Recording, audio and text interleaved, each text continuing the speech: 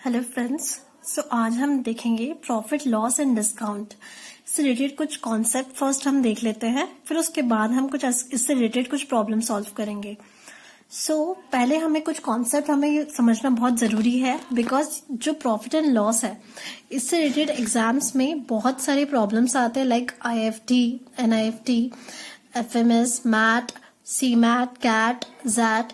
ये सारे रिलेटेड जो एग्जाम्स होते हैं ये बहुत ज्यादा इंपॉर्टेंट कॉन्सेप्ट है। Let's take a first terminologies and their formula. पहले हम ले लेते हैं कॉस्ट प्राइस। ठीक है। हमें जरूरत ये है कि कॉस्ट प्राइस होती क्या है। सपोज मैंने कुछ पैसे जो है शॉपकीपर को दिए और मैंने उससे कुछ चीजें खरीदी। सपोज मैंने एक पेन खरीदा, then it will be the cost price.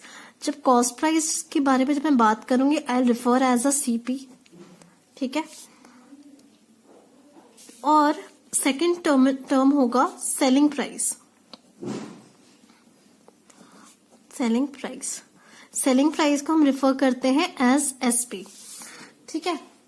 SP क्या होता है? The price at which the shopkeeper sells the goods. ठीक है। अगर कॉस्ट प्राइस मैंने सपोज अगर कोई पेन खरीदा है, ठीक है, तो अगर मैंने उसको 100 पे खरीदा है, ठीक है, और सेलिंग प्राइस कितनी है 120। ठीक है। मैंने पेन्स खरीदे हैं 120 क्या है उस पे, है ना, मुझे एक शॉपकीपर ने मुझे 120 पे सेल किया है, बट मैंने खरीदा किस पे है, कॉस्ट प्राइस क्या है मेरी उसकी 100।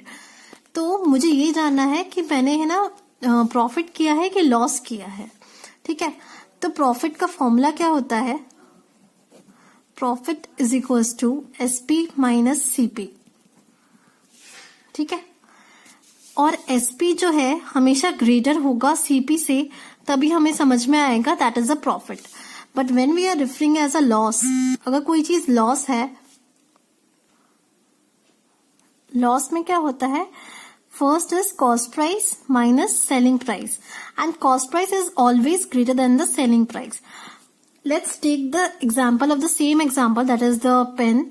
तो here selling price is 120 and cost price is 100. It means I am getting a profit. ठीक है। इसमें अगर हम फॉर्मूले में पुट करते हैं, that is the 120 minus 100 is equals to 20। मुझे यहाँ पे 20 रुपीज का प्रॉफिट हुआ है। ठीक है। अगर यहीं पे अगर यही चीज अगर कॉस्ट प्राइस अगर 120 की होती एंड सेलिंग प्राइस 100 की होती, तो मुझे लॉस होता 20 रुपीज का। ठीक है।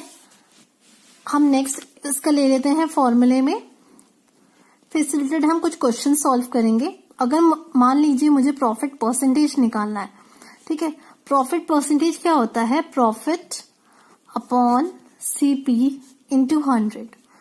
एंड इफ अगर मुझे लॉस परसेंटेज निकालना होता, मुझे कितना परसेंट लॉस हुआ है, then loss upon CP into 100। ठीक है फ्रेंड्स। ठीक है। तो ये हो गए हमारे प्रॉफिट एंड लॉस परसेंटेज। अब मुझे मान लीजिए मुझे सेलिंग प्राइस पता करना है in terms of the profit percentage. So it will be the 100 plus gain यानी profit upon 100 bracket into CP। ठीक है। ये हमारा हो जाएगा सेलिंग प्राइस का गेन परसेंटेज।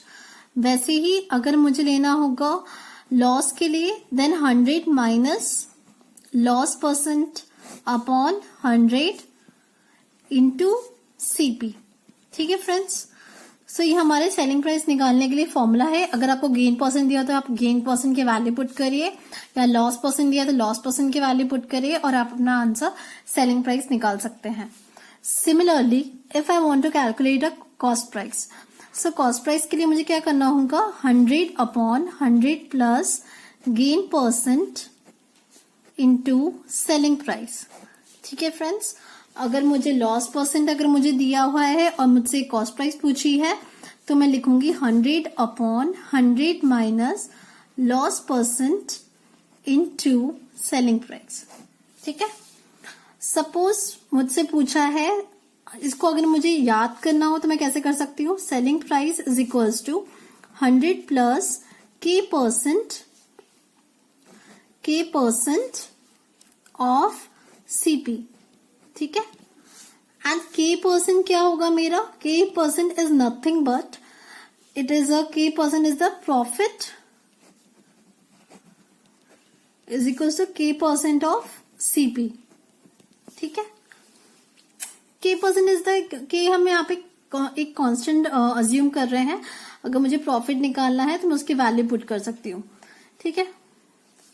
सिमिलरली अगर मुझसे सेलिंग प्राइस पूछा है और मुझसे लॉस के टर्म्स में बात हो रही है, then 100 minus k bracket percentage of CP when loss हमारा कितना होगा, loss is equals to k percent of CP, ठीक है फ्रेंड्स। तो ये कुछ फॉर्मूले थे जो मैं इन फॉर्मूले के थ्रू मैं कुछ क्वेश्चन सॉल्व कर सकती हूँ। आप इन फॉर्मूलेस को देख सकते हैं। किसी भी चीज को अगर हमें समझनी है तो हम फिर उसका एग्जाम्पल ले लेते हैं।